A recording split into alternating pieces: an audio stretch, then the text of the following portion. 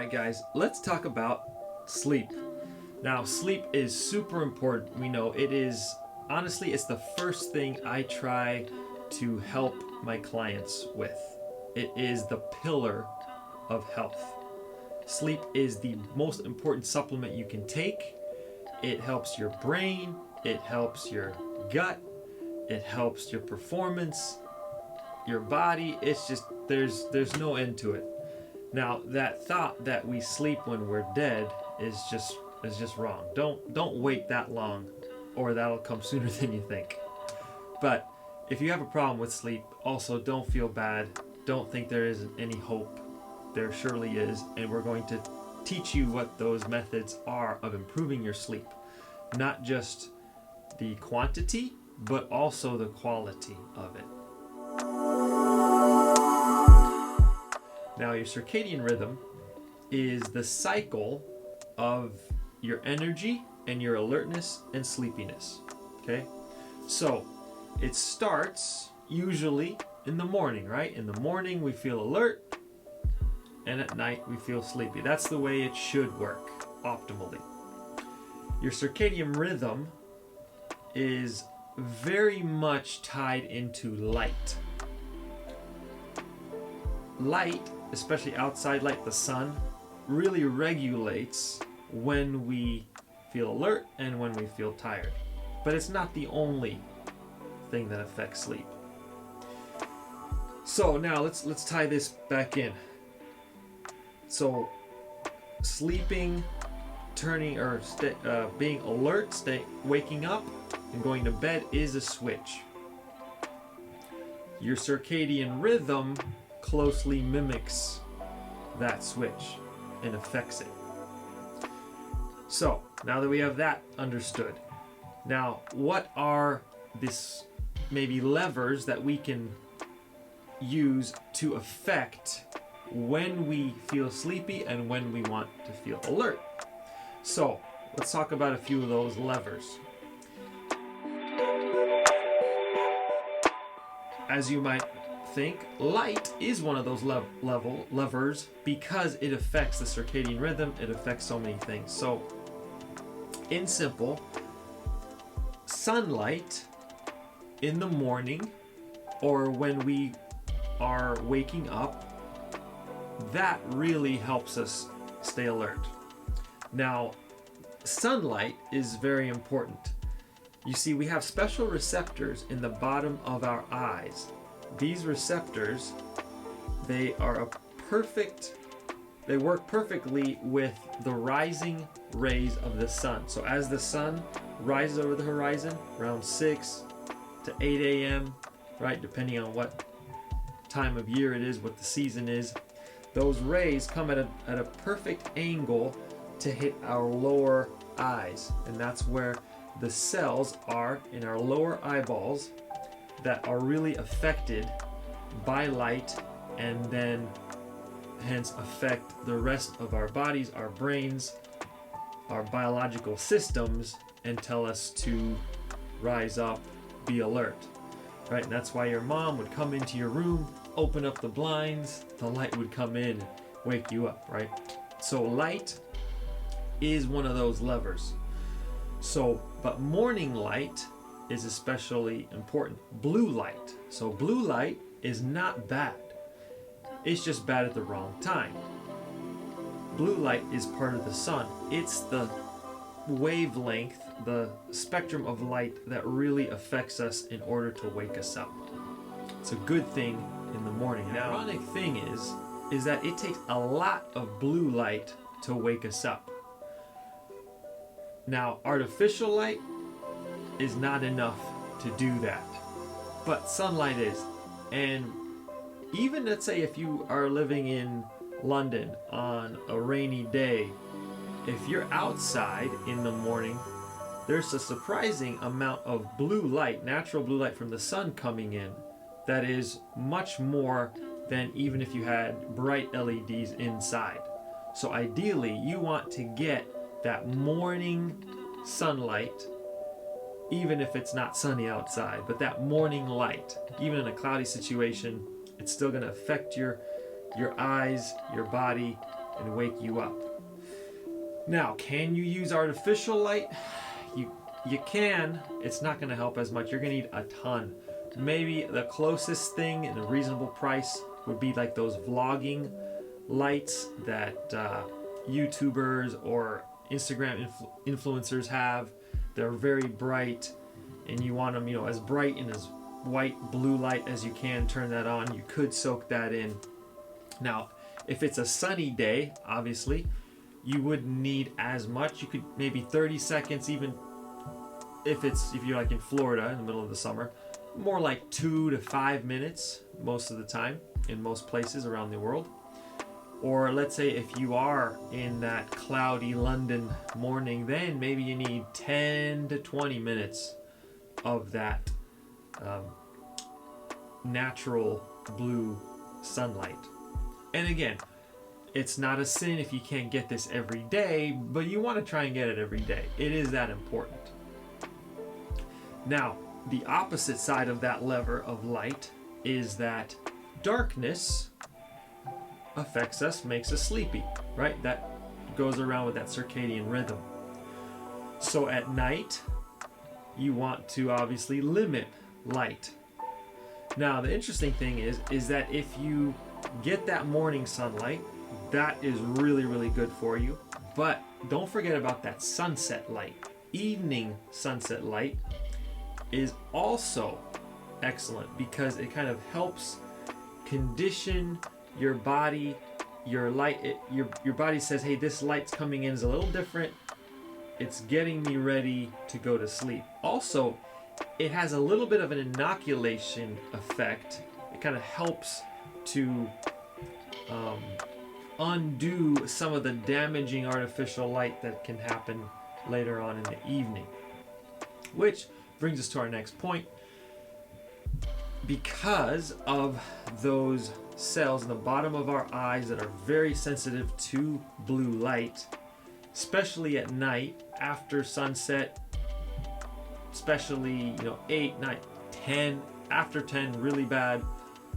Overhead blue light is extremely bad for us because it wakes us up. Again, that overhead light reaches the bottom of our eyes. It mimics that sunlight, totally throws off our circadian rhythm. So, what do? Well, a couple things we can do. We can have, obviously, less light. That would be ideal. Not have as many artificial lights on after sunset. But also what we can do is, let's say if we're going to watch TV, most people are, you'll want to use blue light blocking glasses. We have Lynx, Bonchard used to be called Blue Blocks. That's one that we prefer. It has to be a good pair of these glasses that is 100% blue light blocking and green light. So blue light and green light wave blocking. It's one of those all or nothing type scenarios. So if you get an inexpensive brand that doesn't work, it's just not going to work. Also, one other thing before we leave that topic is if you instead of having overhead light, if you had lamps and you put them down low on the floor, that would be better than having ceiling lights. That would affect you less. Let's talk about another lever. Temperature is a big one. We'll talk about waking up first. So, if we are heating up our core body temperature, that helps us wake up. Now, there's many different ways we can do that. If we eat, that affects our metabolism. We start it up and your body's working now. Exercise, obviously, right? That gets your core body temperature up and moving, heating you up. That will up your body temperature and make you awake. Also, taking a cold shower will wake you up, right? It's kind of a duh, but it is true. A cold shower will wake you up because it will force you to heat up your core temperature. It'll elevate you. So now, that's to wake up. What about going to bed? Going to bed, we want to do the opposite of that lever. We would like to cool our body temperature down. We sleep much better in the cold. Our environment should be like a cave. We talked about light, obviously. Going back to that, we would want to have blackout curtains on, no light, absolutely no light, not even from an alarm clock, anything like that. We don't want any light when we sleep, and we want it to have it cool. About 65 degrees is roughly the temperature, and again, everybody varies a little bit, but around that temperature is when people sleep the best usually. So play with that, bring the temperature down, play with what works for you, experiment, but as a principle, bring the temperature down. And you can do that in, obviously, adjust your thermostat, but also take a shower at night, but take a warm one. Now, if you take a warm shower at night, obviously it's going to relax you, but it will also make your body temperature cool down because it brings the heat to the surface, and your body will do the opposite of what it encounters. Also, you can not eat. Now, not eating before you go to bed helps you in multiple ways. It helps your gut, first of all, because now your gut is getting a chance to be healed at night instead of having to work on digesting food. And your gut is very much connected to your brain. A lot of neurotransmitters, a lot of calming neurotransmitters that help you fall asleep. The gut-brain axis is one that they work very closely together, so you want to take care of your gut. A lot of sleeping problems actually happen in the gut, and vice versa, not sleeping well affects the gut, so that is a relationship you want to protect. So not eating helps your gut, which helps you to sleep better, but also not eating, remember we said eating raises your body temperature, not eating cools your body temperature. It doesn't have to work. So now it's not doing as much, it is calm, your body's calm, you can sleep better. Now what about exercise? Some people may say, well, man, I have a busy schedule, all I can do is exercise in the evening before I go to bed. Well, obviously exercise when you can. Ideally, strenuous exercise is not the best for most people before they go to bed because it elevates the body temperature, and we want to cool the body temperature. We can layer a lot of these activities together to turn that switch on and off. So in the morning, to wake up, we can do a few things, right? We can open up the windows, we can go for a walk. By the way, that sunlight, we want it to come into our eyes without glass. So not through a window of a car, not through the windows in your house. We want direct sunlight, view that morning light, view that evening light. So in the morning we can go for a walk, we can exercise. That is going to kill two birds with one stone. It's going to raise our body temperature up, give us that natural blue light that we need. We can also eat on top of that soon after we wake up. That is going to get our metabolism going. We can take a cold shower. We can do all those things to turn that lever on. Be awake, alert for our day, really perform. Then at night, we can layer all those things in reverse. Okay, we can stop eating around maybe 6 if our bedtime is 10, but at least 2 to 3. You don't have to wait 4 hours, but at least a good 3 hours before you're going to bed. It's best not to be eating. Then we can also take a warm shower. That will help, right? It's going to cool our body temperature down. We can go for an evening walk, view that sunset light. That can tell our body, our circadian rhythm, it's time to relax, cool down, and prepare yourself for bed. So you can see how we can layer a lot of things together. Another thing we want to talk about is that, yes, waking up, falling asleep is a switch, but think of it as a dimmer switch. So it's not like all of a sudden, hey, sleep mode, I'm awake mode. No, you want to get into those modes, especially the sleeping part. You can wake up fast, not the most pleasant, but you can, going to bed, falling asleep, that is usually a gradual thing. So you want to relax. And another concept that's important to this switch idea is that when you turn the switch on, it will turn off in correlation to when you turned it on. So it's usually about 12 to 14 hours after that metabolic, that circadian rhythm switch is on, it will naturally want to turn off 12 to 14 hours later. So it's important to time that correctly so that we wake up, alert ourselves with all those switches that we talked about layering, right? Blue light, exercise, food, cold shower, right? We want to do that 12 to 14 hours before the time when we want to go to bed.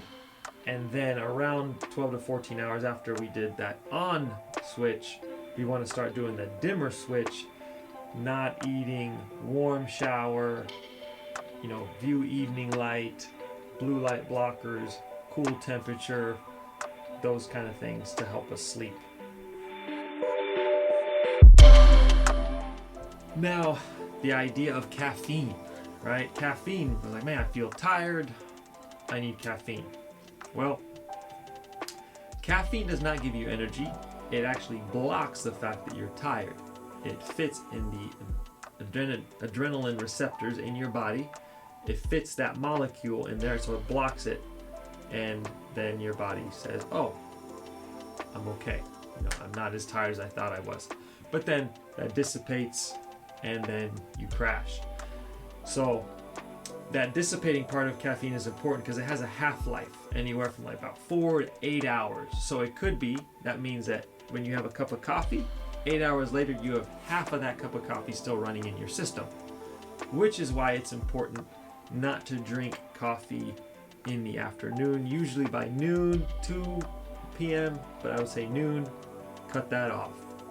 And there's many sources of caffeine though. There's chocolate as well. Don't forget about chocolate, tea, energy drinks. All of those things have caffeine in them. Again, you're going to know yourself better. You might be addicted to coffee. You're like, man, I really, really need it. If you need it in the mornings, try to do it 90 minutes after you wake up. Try not to hit your system with it right away. Try to wait 90 minutes after you wake up. Oh, say you wake up at 6, maybe 7:30, 8 o'clock. Right? You wake up at 8, 9:30, 10. Try to move that over so you're not hitting your system with the caffeine right away. And also then stop in the afternoon. You're gonna have to play with that. Obviously, the more you're relying on caffeine, the more there's probably an issue there that we'll want to resolve and try to take care of so we're not dependent on it. But now, let's say you have to work out, right? You had a busy day at work, you're tired, you're going to the gym at like 6, 7, and you're taking a pre-workout. What do? Well, if your workout is intense enough, you will burn up, you will metabolize that caffeine. But let's say you didn't. If you took some vitamin C, about 5 grams, again, vitamin C is not going to hurt you, it's great to have. Take some after your workout when you come home. Vitamin C helps to metabolize caffeine. That's a little trick there for you. It's going to help you out a lot. You're welcome. Let's talk about our mind. Now, a lot of times we can't fall asleep because our mind is racing. We don't know what to do. We have all these things that we were planning on doing all day long, things we didn't get done. Did I do that right? Did I do that right? Maybe we're one of those people that we're just wired tight. We can't leave work at work. We bring it home with us. We have problems, maybe family stresses, all this stuff. We can't fall asleep. What can we do? Well, there's a few things. And you'll have to experiment, see which one works for you, maybe all of them. One thing is having a positive mindset, and that will really help. How do we do that? Well, again, a gratitude journal at the end of the day, writing down 5-10 things that you were happy about, things that made you feel good, positive wins. That can help you. Another part of journaling is writing down things that, you know what, doing like a brain dump. Hey, I didn't get this done, I didn't get that done. I'm going to put that down, so I will do that in the morning. I know what to do next. I won't have to worry that I'll forget because I wrote it down. I can let that go. I don't have to think about it. I can relax. Journaling, that can help as well.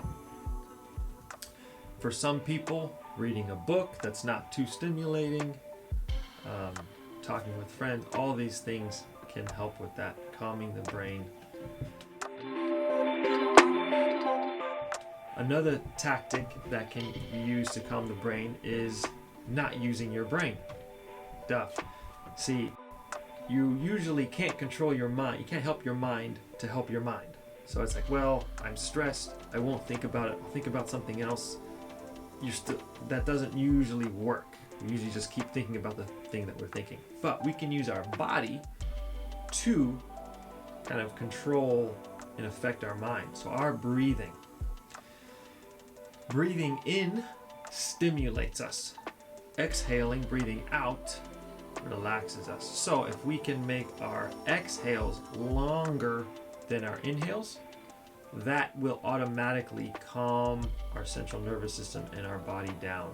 And instead of fight and flight, we'll go into rest, digest, that mode, if you will. So those things are going to help. Breathing wise, a practical tip, you'll want to breathe in and out through your nose. That will really calm things down. And you'll try and, first thing you can try is box breathing, which is usually 4 seconds in, hold for 4, 4 seconds out, hold for 4, and repeat. Then when you get that down, you'll want to expand that and maybe go like a 6-4, right? Inhale for 4, exhale for 6, a longer exhale.